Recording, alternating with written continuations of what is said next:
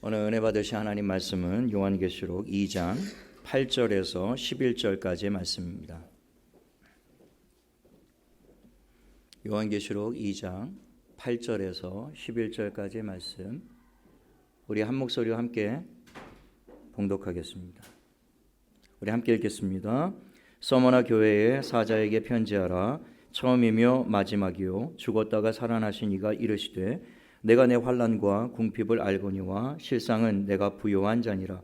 자칭 유대인이라 하는 자들의 비방도 알거니와 실상은 유대인이 아니요 사탄의 회당이라. 너는 장차 받을 고난을 두려워하지 말라. 볼지어다 마귀가 장차 너희 가운데에서 몇 사람을 오게 던져 시험을 받게 하리니 너희가 10일 동안 환난을 받으리라. 내가 죽도록 충성하라. 그리하면 내가 생명의 관을 내게 주리라. 귀 있는 자는 성령이 교회들에게 하시는 말씀을 들을지어다. 이기는 자는 둘째 사망의 해를 받지 아니하리라. 아멘. 저는 이 봉독한 말씀을 가지고 죽도록 충성하라, 서머나 교회에게 하신 말씀의 은혜를 나누기를 원합니다. 우리 말씀 나누기 전에 앞뒷분 좌우 옆에 분에게 한번 인사하시죠. 아무것도 염려하지 마세요.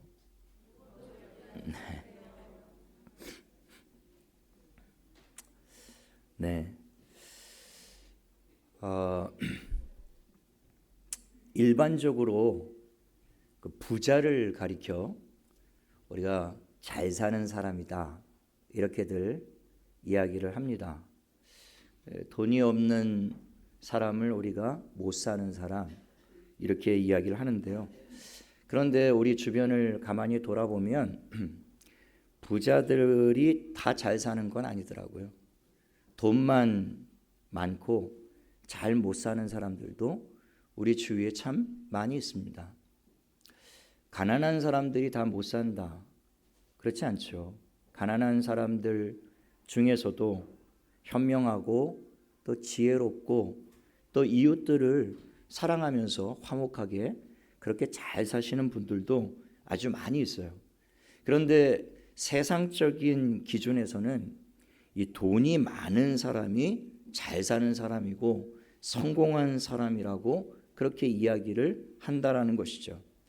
이런 관점으로 본다면 예수님은 그다지 성공한 인물이 아닐 것입니다. 그러니까 세상 말로 집도 절도 없는 그런 삶을 사신 분이 예수님이시죠. 마태복음 8장 20절에 보면 여우도 굴이 있고 공중의 새도 거처가 있을 때 인자는 머리 둘 곳이 없다, 그렇게 말씀하셨어요. 그러니까 원문에 보면 인자는 누울 곳도 없구나, 그런 의미예요. 그러나 이 말씀은 예수님이 자신의 신세를 한탄하면서 하셨던 그런 말씀이 아닙니다. 그 말씀 앞에 보면 한 서기관이 예수님께 나와서 주님이 어디로 가든지 저는 주님을 따르겠습니다, 그렇게 했던 서기관의 말에 대한 답변으로 예수님이 이 말씀을 하신 거예요. 여우도 굴이 있고 공중의 새도 거처가 있는데 인자는 머리 둘 곳도 없다. 이 말씀을 왜 자기를 따르겠다라고 하는 서기관에게 왜 이런 말씀을 하셨을까요? 네가 지금 나를 따르겠다고? 나를 따라오는 것은 모든 것을 다 희생하고 포기하고 나처럼 이렇게 가난한 삶을 살게 되어야 되는데 너 그래도 나를 따라오겠니? 그런 의도로 그 말씀을 하신 거란 말입니다. 근데 그 말씀을 들었던 이 서기관은 당연히 주님을 따라가지 않았습니다. 여러분, 성경에 보면 부자 청년이 나오는데요, 예수님께 나와서 제가 뭘 해야 구원을 얻겠습니까? 내가 성경에서 뭐라고 하느냐, 이런 말씀들이 있습니다. 그 말씀을 지켜 행하라, 그리하면 네가 구원을 얻으리라. 선생님, 제가 어렸을 때부터 그 모든 일들을 다 지켜 행했습니다. 제가 뭐 부족한 게 또 있습니까? 그때 예수님이 그 부자 청년에게 하신 말씀이 그거잖아요. 네가 네 재산을 다 팔아서 가난한 자들에게 나눠주고 너는 나를 따라와라. 그러면 네가 영생을 얻게 되리라. 그때 이 부자 청년이 자기의 재물이 많은 거로 크게 근심하고 결국에 주님을 따라가지 않습니다. 예수님을 따르는 길이 꼭 부와 성공이 보장된 삶이 아니라는 말씀이 성경 전체에서 얼마나 우리에게 많이 주어지고 있는지를 몰라요. 세상적인 기준으로 볼 때 사도 바울이야말로 정말 예수 믿고 망한 사람이 사도 바울이에요. 그는 로마 시민권자였습니다. 전에도 한번 말씀드렸지만 당시 유대인이 로마 시민권을 갖고 있다라고 하는 것은 두 가지 가능성이 있습니다. 하나는 그 집안이 재력이 막강해야 돼요. 그래서 이 로마 시민권을 돈 주고 살 수 있는 방법이 하나 있었습니다. 그 돈이 막대했기 때문에 아무나 돈 주고 시민권을 살 수가 있었던 것은 아니었어요. 그러니까 만약에 이들이 돈이 있었다고 한다면 보통 사도 바울의 집안이 재력이 있는 집안이 아니었다라는 것이죠. 또 한 가지는 로마에 혁혁한 공로를 세운 자에게 로마 시민권을 선물처럼 수여하는 일들이 있었어요. 이렇든 저렇든 어쨌든 사도 바울의 집안은 막강한 그런 재력이나 실력을 가지고 있었던 그런 가정이었다라는 것입니다.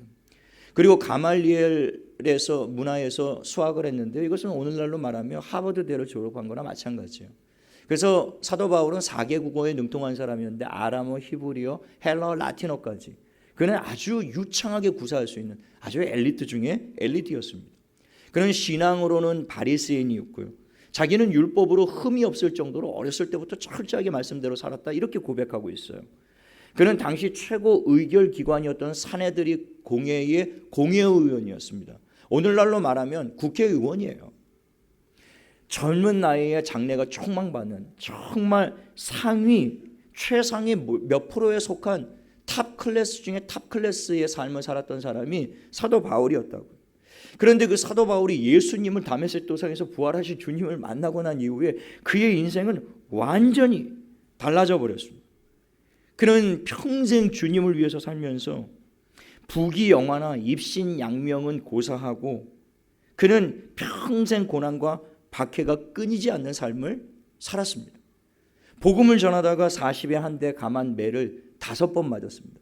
예수님도 한 번 맞은 그 매를 사도 바울은 평생에 5번을 맞았다고요. 3번 태장으로 맞았습니다. 예전에 우리나라에도 그 멍석말이라고 있는데요. 그냥 몽둥이 찜질을 당하는 게 그게 태장이에요. 그거를 사도 바울은 3번 맞았습니다. 수없이 옥에 갇혔는데요. 아마 그가 예수님을 믿고 난 다음에 순교하는 순간까지 그의 생애의 3분의 1은 감옥에서 보냈을 것입니다. 그 수없이 잡혀서 매를 맞고 감옥에 갇히는 그런 삶을 살게 되었죠. 얼마나 많은 죽음의 고비를 넘겼는지 몰라요. 실제로는 돌에 한 번 맞아서 실제로 죽었습니다. 그래서 삼층천 하나님이 계신 보좌 앞까지 그가 올라갔다가 거기서 때가 아니므로 하나님이 그에게 생명을 다시 살려주시지 않습니까? 그런 경험까지 했던 사람이 사도 바울이었다고요. 결국에는 로마에 끌려가서 목이 잘려서 순교하기까지 그는 그야말로 평생을요 예수님보다 더 극심한 고난과 궁핍한 삶을 살았던 사람이 그 사도 바울이었다라고요. 그러니까 사도 바울은 세상적인 기준으로 보면 결코 성공한 인생이 아니었다라는 것이죠. 그러나 예수를 믿는 사람이라면 우리 중에 누구도 예수님과 바울의 삶이 실패한 인생이라고 생각하는 사람은 아무도 없을 거예요. 오히려 우리가 즐겨 불렀던 그 찬양의 가사처럼 예수님처럼 바울처럼 우리 그렇게 살 수 없을까? 그러니까 경건한 신앙을 가지고 있는 그리스도인이라면 늘 삶의 목표를 나 예수님처럼 살고 싶고 할 수만 있다면 사도 바울처럼 그렇게 살고 싶다. 그렇게 간절하게 기도하게 되지 않습니까? 사도 바울도 고린도 교인들에게 그렇게 도전했습니다. 고린도전서 11장 1절에 내가 그리스도를 본받는 자가 된 것 같이 너희는 나를 본받는 자가 되라. 여러분 이게 아무나 아무 때나 할 수 있는 그런 말이 아니죠. 참 놀라운 이야기. 너희는 나를 본받아. 제가 아버지로서 또 여러분도 부모님으로서 자녀들을 양육하지만 자녀에게 당당하게 너 나를 본받아라 이렇게 얘기할 수 있는 부모가 뭐 얼굴 표정을 보니까 다 그러신 분들 같지만 저는 쉽지가 않더라고요. 제 딸에게 너는 나를 본받아라. 제가 우리 교인들에게 여러분 성송 목사 본받으십시오. 이 말을 할 수가 없어요. 이게 얼마나 이게 힘든 고백입니까? 그런데 이 사도 바울은 그렇게 얘기했다라는 거예요. 내가 그리스도를 본받는 것처럼 너희는 나를 본받아. 사도 바울은 정말 평생 그의 목표는 예수님 닮는 거였습니다. 예수님을 닮아가는 것입니다. 내가 어떻게 하면 예수님처럼 살 수 있어요? 그 목표를 그렇게 정하고 늘 주님처럼 살기 위해서 몸부림쳤던 사람이에요. 그렇게 살다 보니 성도들에게 내가 그리스도 본받는 것처럼 너희도 나를 본받으라. 그것은 사도 바울이 나는 완벽한 사람이다 그런 고백이 아니에요. 내가 부족하지만, 연약하지만 그래도 매일매일 내가 주님 바라보고 그리스도를 의지하고 내가 그리스도와 같은 삶을 살기 위해서 이렇게 내가 매일매일, 나는 날마다 죽노라 고백했던 것처럼, 나는 날마다 죽으며 날마다 그리스도를 본받기 위해서 내가 이렇게 사는 것처럼 너희도 그렇게 예수님을 닮기 위해서 그렇게 살아야 된다. 그래서 도전했던 것입니다. 예수님도 모든 믿는 자들에게 누가복음 9장 23절에 아무든지 나를 따라오려거든 자기를 부인하고 날마다 제 십자가를 지고 나를 따를 것이니라. 그렇게 말씀하셨어요. 주님을 따르기를 원하는 사람이라면 누구나 자기를 부인해야 된다라고 말씀하고 계세요. 우리 안에 일어나고 있는 자연스러운 욕구와 욕망들, 성공하고 싶고 유명해지고 싶고 부자가 되고 싶고 높은 곳에 오르고 싶고, 꼭 그런 대단한 욕구와 욕망이 아니더라도 요즘에 뭐 소확행, 좀 지나간 유행입니다만 소소하고 확실한 행복, 뭐 그런, 우리가 바라는 게 뭐 대단한 행복이 아니라 일상 삶 가운데 그냥 소소하고 그러나 그런 자그마한 행복을 누리면서 살기를 원합니다 라고 하는 그런 소소한 욕망과 욕구들과 행복조차도 자기를 부인한다라는 속에는 그런 것까지 포함하고 있는 거예요. 그 자기를 부인하고 자기 십자가를 지라는 얘기가 무엇이겠습니까? 십자가는 사형틀이란 말이에요. 그러니까 예수님을 따라가려거든 죽기를 각오하고 예수님을 따라가야 된다고 주님이 말씀하신 거예요. 아무든지라고 말씀하세요.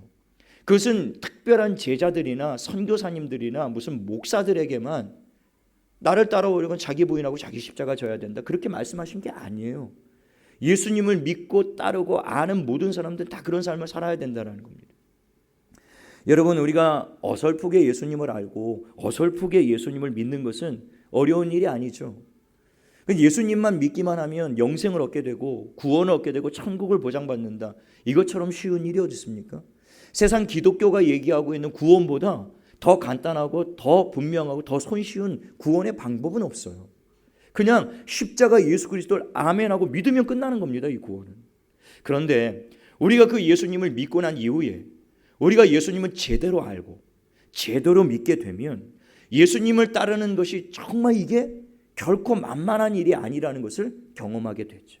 매일매일 주님을 믿고 따르는 일이 이런 것이었구나. 오늘 우리가 읽은 이 본문의 서머나 교회를 보면 그것을 더욱 실감하게 되고 절감하게 됩니다. 오늘 본문 8절에 보면 처음이며 마지막이요 죽었다가 살아나신 이 예수 그리스도시죠. 그 예수 그리스도께서 서머나 교회에게 편지를 보내셔서 말씀을 하시는데요, 자신을 그렇게 소개하세요. 나는 처음이며 마지막이다. 이것은 예수 그리스도께서 역사의 시작과 끝을 주관하시는 분이다라는 뜻이에요. 주님은 인류의 역사를 시작하셨을 뿐만이 아니라 이 세상에 다시 재림하심으로 말미암아 이 인류의 역사를 끝내실 분이라고 지금 말씀하고 계시는 거예요. 그분은 2000년 전에 십자가에서 우리의 죄 때문에 죽으셨다가 그분이 다시 살아나신 분이라고 말씀하십니다. 그분은 2000년 전에 죽음을 이기시고 다시 살아나셨을 뿐만이 아니라 이제와 영원토록 살아계셔서 모든 것을 주관하시는 하나님이시다라고 말씀하고 계시는 거예요. 여러분, 지금 뭐 전 세계가 또 저와 여러분이 많은 공포와 불안에 지금 휩싸여 있습니다.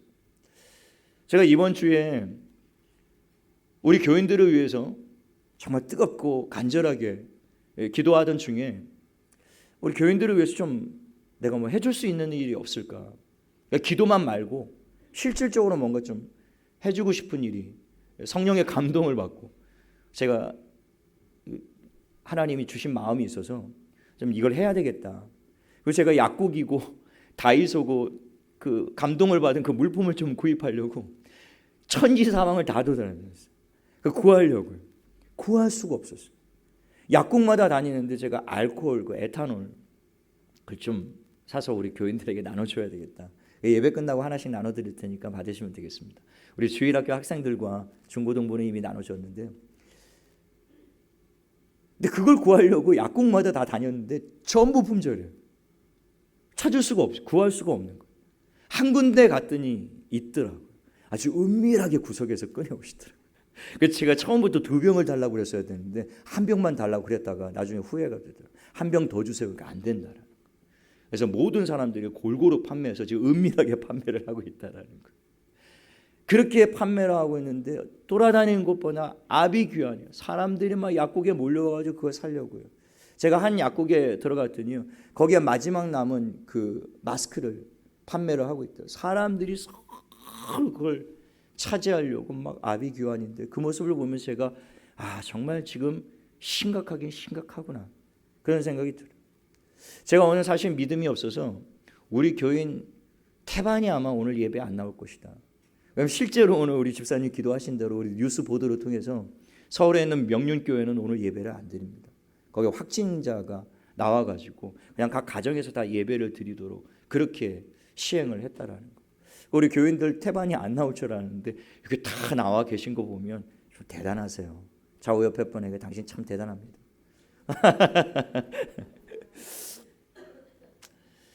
우리 양선혁 집사님 가정은 그 중국과 이렇게 교역을 하는 그런 업무를 해서 직원 중에 중국인이 있고, 또 최근 일주일 사이에 중국을 지금 다녀와서 아직 뭐 증상이 나타나진 않지만 그래도 주의를 해야 되겠다. 아침 일찍 전화가 왔더라고요. 목사님, 제가 오늘 어떻게 했으면 좋겠습니다. 목사님이 오라고 하면 올 것이고, 아니면 제가 집에서 예배를 드리려고 하는데 어떻습니까? 저도 판단하기가 참 어렵더라고요. 저는 괜찮아요. 근데 만일 교인들에게 무슨 문제가 생기면 참 애매하더라고요. 집사님 믿음대로 하세요. 그랬더니 알겠습니다. 안 가겠습니다. 그래가지고 안 왔어요. 그래서 제가 문자를 보냈죠. 그 가족들 다 접촉자와 또 접촉을 했기 때문에 아직은 확진이 안 돼 있지만 그래도 좀 불안하잖아요. 그래서 집사님의 결정을 제가 존중합니다. 특별히 우리 교회와 우리 형제들을 사랑하는 마음으로 내린 결정이기에 제가 존중하고, 또 집사님 가정에 아무런 문제가 없을 줄로 나는 확신하지만 계속 기도하겠습니다. 기도하고 있습니다. 그렇게 제가 이제 문자를 보내드렸어요. 아무튼 지금 상황이 굉장히 혼란스럽고 공포와 쓸모없는 그런 두려움들이 그냥 전체적으로 확산이 되고 있는데, 오늘 이 말씀을 보십시오.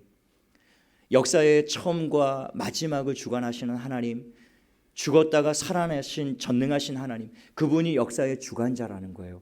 그리고 그분이 생사화복의 주관자가 되신다라고 분명히 말씀하고 계십니다. 그러므로 이럴 때일수록 더욱 하나님을 바라보는 저와 여러분 되시기를 예수님의 이름으로 축원을 드립니다. 하나님이 이미 말씀 가운데 우리에게 예고하신 일들이 일어나고 있어요. 전 세계 도처에서 말세에는 이러한 일들이 일어날 거야. 그때가 마지막 때인 줄 알아라. 그리고 주님이 오실 때가 가까이 오고 있음을 너희는 기억하라고 주님 말씀하고 있는 거예요. 그러므로 도처에서 일어나는 일 때문에 쓸모없이 공포나 두려움에 휩싸일 이유가 없습니다. 그럴 때일수록 더욱 자신의 신앙을 점검하고 믿음을 점검하고 주님을 바라보는 저와 여러분 되시기를 예수님 이름으로 부탁을 드립니다. 그 주님께서 오늘 9절에 서머나 교회에게 이렇게 말씀하셨어요. 내가 내 환난과 궁핍을 알거니와 실상은 내가 부요한 자니라. 자칭 유대인이라는 자들의 비방도 알거니와 실상은 유대인이 아니요 사탄의 회당이라. 당시 이 서머나 교회는 엄청난 환난을 당하는 극심하게 가난했던 궁핍한 교회가 서머나 교회였습니다. 그 이유는 오늘 본문에 기록한 것처럼 유대인들에게 극렬한 박해를 받았기 때문이에요. 사실상 사탄의 회당이라고 지금 되어 있는데요. 그 사탄의 회당이었던 유대인들의 박해 때문에 서머나 교회는 거의 죽을 지경에 이르렀던 상황이었습니다. 더구나 이 서머나 교회는 당시 상인들의 조합에 가입하지 않았습니다. 길드 조직에 가입을 하지 않았는데, 그 이유는 이 상인 조합이 날마다 사업 번창과 무역의 활성을 위해서 날마다 우상 앞에 제사를 드렸기 때문에, 오늘날도 뭐 사업의 번창과 개업식에 꼭 돼지머리 놓고 고사 지내는 것처럼 이들이 날마다 우상 앞에 제사를 드렸기 때문에 서머나 교인들이 그 조직에 가입을 하지 않았다라고 하는 겁니다. 당연히 서머나 교회는 이 조직을 유지할 명목으로 거두어들이는 회비도 내지를 않았어요. 그래서 서머나 교인들은 온갖 불이익을 다 당하면서 생업에 막대한 타격을 입게 되었던 것입니다. 심지어 재산을 몰수당하는 일들까지 벌어지게 되었다라는 거예요. 이것 때문에 지금 궁핍한 삶을 살게 되었다. 요한계시록 전에 제가 한번 말씀드렸습니다만 이마에 짐승의 표를 받지 않은 자는 매매하지 못하도록 하지 않았습니까? 그러니까 이들이 그런 상황에 놓여 있었던 거예요. 도무지 사회 활동을 어떻게 할 수가 없는 그런 완전히 따돌림을 당한 상황 가운데 이들은 매매를 할 수 없고 거래를 할 수 없고 사회생활이 불가능할 정도의 그런 불이익을 당했기 때문에 이들은 가난하고 궁핍할 수밖에 없었다라는 것이죠. 특히 이 서머나 지역은 어떤 지역이냐면 로마 황제를 숭배하는데 앞장섰던 도시 중에 하나가 이 서머나 지역이었습니다. AD 26년에 로마가 티베리우스 신전이라고 하는 신전을 건립할 때 그때 11개의 도시를 전부 검사를 했습니다. 그리고 평가를 하고 그 중에 가장 충성스러운 도시 하나를 뽑아서 거기에 티베리우스 신전을 세웠는데요. 그 지역이 바로 서머나였다라고 하는 겁니다. 그러니까 이 서머나가 그 어떤 지역보다 로마의 황제를 숭배하고 로마에게 충성하는 일에 앞장섰던 그런 지역이 서머나였다라는 거예요. 근데 이 서머나 교회가 바로 그 지역에 세워져 있었던 것이죠. 근데 앞서 설명드렸던 것처럼 이 서머나 교회는 어떠한 불의와 타협하지 않았습니다. 로마 황제를 숭배하지를 않았던 거예요. 그러니까 이 서머나 교회는 로마로부터 극렬한 박해를 당할 수밖에 없었던 거예요.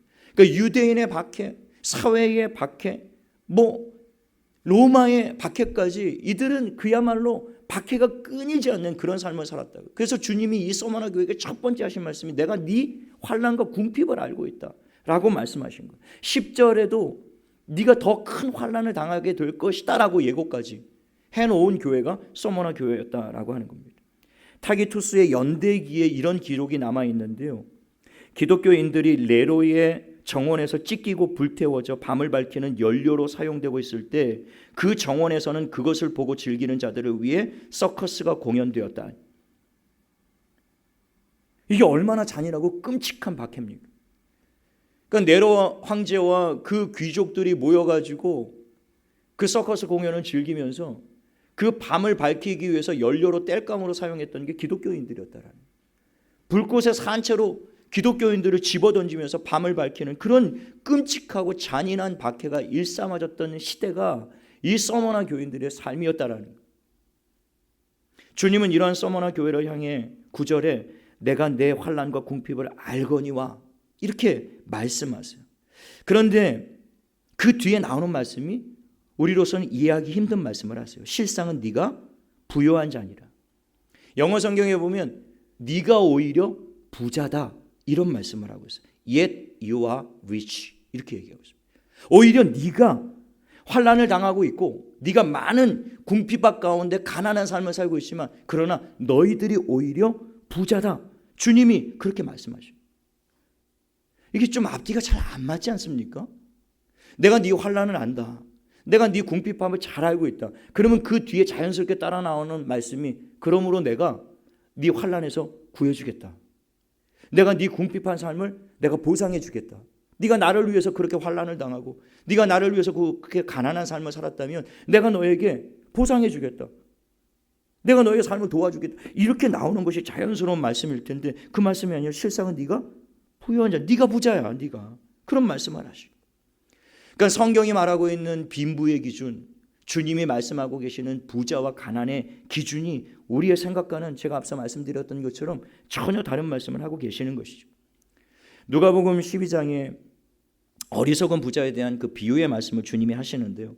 한 부자가 그 밭에 소출이 너무 많아서 고민하다가 창고를 크게 짓고는 거기에 자기의 모든 보화와 양식과 재물들을 다 쌓아둡니다. 그리고 그 창고를 바라보면서 이 부자가 스스로 이렇게 얘기하는 거예요. 내 영혼아, 여러 해 동안 쓸 많은 물건을 쌓아두었으니 이제부터는 마음껏 먹고 마시고 즐기자. 이렇게 얘기했다라는 거예요. 당연히 그럴 수 있죠. 자기가 평생 많은 재산을 모았고 재물을 모았고 그 밭에 소출도 엄청나게 거두어들였기 때문에 자기가 지금 보유하고 있는 창고에 다 쌓을 곳이 없었어요. 그래서 창고를 헐고 어마어마하게 큰 창고를 짓고 거기다가 그 많은 재물과 양식들을 다 쌓아놓고 이제 나는 일할 필요도 없다. 내가 모아둔 이거 가지고 내가 평생을 떵떵거리며 먹고 마시며 즐기면서 이제부터는 내가 살아야 되겠다. 그렇게 얘기했다라는 거예요. 우리의 꿈이 다 이런 건 아닙니까? 열심히 아이들 키우고 열심히 벌어서 잘 저축하고 비축해 놓았다가 노후에 내가 편안하게 좀 잘 살아봐야 되겠다. 대부분의 사람들이 이런 꿈 꾸면서 살잖아요. 그 꿈 자체가 잘못된 건 아니죠. 그러나 그 자체가 목적이 되어서는 안 된다고 주님이 말씀하시는데, 이렇게 주님이 말씀하세요. 이 어리석은 사람아, 오늘 밤에 내가 내 영혼을 도로 찾으면 내가 지금까지 쌓아둔 것이 네 것이 되겠느냐. 여러분, 얼마 전에 롯데 창업주가 타계했습니다. 가시면서 아무것도 가지고 간 것이 없잖아요. 어마어마한 재물을 모았지만, 그래서 어쩌면 내가 이제 남은 평생 내가 떵떵거리며 살겠다. 그러나 그의 영혼을 하나님이 그날 밤에 거두어 갔을 때 아무것도 가지고 가지 못. 그게 누구의 것이 되겠느냐? 그 전부 다 다른 사람의 것이 돼. 조양호 회장 얼마 전에 정말 허무하게, 지금도 저는 사실상 그 보도를 믿을 수가 없을 정도로 그렇게 허망하게 가지 않았습니까? 그 남겨놓은 그 엄청난 재산들, 자식들이 지금 아비규환이잖아요. 어리석은 이 부자를 향해서 네가 그렇게 모아놓고 떵떵거리며 남은 삶을 그렇게 평안하게 살겠다라고 하는데 네 영혼을 오늘 밤 내가 거두면 그 모든 것이 누구의 것이 되겠니? 예수님이 이 비유의 말씀의 결론을 이렇게 내리십니다. 누가복음 12장 21절에 자기를 위하여 재물을 쌓아두고 하나님께 대하여 부요하지 못한 자가 이와 같으니라. 자기를 위해 쌓아두는 자가 진짜 부자가 아니라는 거예요. 하나님께 대하여 부요하지 않은 자는 참된 부자가 아니라는 것입니다. 여러분, 세상 재물로는 부요하지만 하나님께는 가난한 자들이 있다라는 거예요. 그러나 반대로 세상에는 궁핍한 서머나 교회처럼 궁핍한 삶을 살지만 하나님께 대하여 부요한 삶을 사는 사람들이 분명히 있다라는 거예요. 서머나 교회가 그런 교회였습니다. 주님을 위하여 환난을 당했기 때문에, 주님을 위하여 가난한 삶을 살았기 때문에 서머나 교회야말로 주님이 보실 때 그래서 네가 진짜 부자, 이 말씀을 하신 거예요. 왜? 주님을 위한 삶을 살았기 때문에 그렇습니다. 주님의 기준으로 볼 때 누가 진짜 부자의 삶을 사는가? 주님을 위한 삶, 나를 위한 삶이 아니라 주님을 위한 삶. 그런데 이쯤 되면 네가 진짜 부자야, 네가 정말 나를 위해서 환난을 당하고 고난을 당하고 나를 위해서 그렇게 궁핍하고 가난한 삶을 살았다는 것을 내가 잘 안다. 그렇다면 10절쯤에 돼서는 이제부터 내가 너를 보상해 줄게, 다 갚아줄게. 이렇게 말씀하시는 게 당연할 것 같은데 10절에 엎친 데 덮친 격이에요. 주님이 더 큰 환난이 있을 것이라고, 너에게 더 큰 시험이 있을 것이라고 말씀하세요. 10절 보시면 너는 장차 받을 고난을 두려워하지 말라. 볼지어다 마귀가 장차 너희 가운데에서 몇 사람을 옥에 던져 시험을 받게 하리니 너희가 10일 동안 환난을 받으리라. 지금까지 너희가 많은 환난을 당했는데 지금까지 당한 환난은 그게 아무것도 아니에요. 앞으로 더 큰 환난이 너에게 닥칠 것이라는 거예요. 옥에 던지는 일이, 마귀가 너희를 시험하는 일이, 그리고 엄청난 환난이 다가올 텐데 주님이 그런 상황 가운데서 서머나 교회에게 뭐라고 말씀하시면 죽도록 충성하라 이렇게 말씀하세요. 그런데 거기서 죽도록이라고 하는 헬라어 아크리타나스투라고 하는 그 헬라어 원문의 뜻을 보면 죽게 되더라도 이거예요. 그러니까 네가 죽도록 충성하라, 이 말은 네가 죽게 될지라도, 네가 고난을 당하고 박해를 당하고 순교를 당하게 될지라도 너는 끝까지 주님을 배반하지 말고 믿음을 지키고 끝까지 충성하라, 그런 말씀이에요. 그리하면 생명의 관을 내게 주리라. 그리고 11절에 이기는 자는 둘째 사망의 해를 받지 아니하리라. 주님이 그 약속을 주고 계신 거예요. 여러분, 이 말씀을 통해서 우리가 분명히 알아야 될 것은 이 땅의 죽음이 진짜 죽음이 아니라는 것입니다. 오히려 이 땅에서 주를 위해 죽는 자가 진짜 생명을 얻게 될 것이라고 주님이 말씀하고 계세요. 죽음은 모든 사람에게 두려운 일입니다. 누구도 쉽게 죽음을 맞이하지는 못해요. 그래서 순교가 아무나 할 수 있는 일은 아닙니다.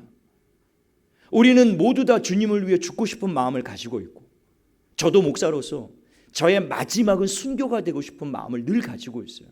항상 기도할 때 빼지 않고 하나님, 제 마지막은 순교가 되게 해주십시오. 복음을 전하다가 주님을 위해 살다가 순교할 수 있는 삶이 되어지길 꼭 원합니다. 이렇게 원한다고 해서 아무나 순교자의 반열에 들어갈 수 있는 건 아니에요. 그건 특별히 오늘 이 본문에도 서머나 교회 전체가 순교자가 될 거라고 말씀하진 않아요. 마귀가 너희 중에 몇 사람을 오게 던질 것이다. 이러면 하나님이 보시기에 특별한 몇 사람에게는 이 순교자의 반열에 오를 수 있는 특권을 주시는데, 여러분 그 순교자가 받는 상급은요, 우리가 상상할 수 없는 일들. 하나님 앞에 가장 큰 상급이 주어지는 그 충성이요, 하나님 앞에 순교하는 것입니다. 죽도록 충성하라. 네가 순종하고 순교하기까지 네가 끝까지 충성하라. 주님이 그렇게 말씀하시면서 이 땅의 죽음은 진짜 죽음이 아니라는 거예요. 그래서 마태복음 10장 38절과 39절에 주님이 이렇게 말씀하셨습니다. 또 자기 십자가를 지고 나를 따르지 않는 자도 내게 합당하지 아니하니라. 자기 목숨을 얻는 자는 잃을 것이요 나를 위하여 자기 목숨을 잃는 자는 얻으리라. 놀라운 역설 아닙니까? 자기 목숨을 살기 위해서 서머나 교인들 중에, 에베소 교인들 중에, 초대교회에서도 황제 숭배에 굴복하고 주님을 부인하는 사람들이 많았습니다. 왜요? 이 땅에 있는 목숨이 전부인 거라고 생각한 사람들은 이 땅의 목숨을 구하고자 주님을 배반했단 말이에요. 그리고 황제의 숭배에 무릎을 꿇고 머리를 조아렸습니다. 우상을 숭배하고 세상과 타협하며 사는 사람들이 굉장히 많이 있었어요. 오늘 이 요한계시록의 말씀을 우리에게 주신 배경도 1세기에 수많은 교회들이 엄청난 탄압과 박해를 경험하고 있었기 때문에 주님이 위로하기 위해, 그리고 도전하기 위해 주신 말씀이라고 제가 서론적으로 말씀드렸잖아요. 오늘 이 서머나 교회는 그런 극렬한 탄압 가운데 있었던 교회였기 때문에 그 안에서도 배교자가 일어날 수 있는 가능성들이 많이 있었다고요. 그런 극렬한 탄압을 받으면서 왜 흔들리지 않았겠습니까? 흔들리고 요동했지만 주님이 그 서머나 교회를 향해서 말씀하시는 거, 죽게 되더라도 순교를 당할지라도 너희는 아무것도 두려워하지 말고 끝까지 충성하라. 그러면 내가 너에게 생명의 면류관을 주죠. 네가 너를 위해서 생명을 얻고자 하면 너는 하나님의 나라에서 영원히 생명을 빼앗기게 되리라.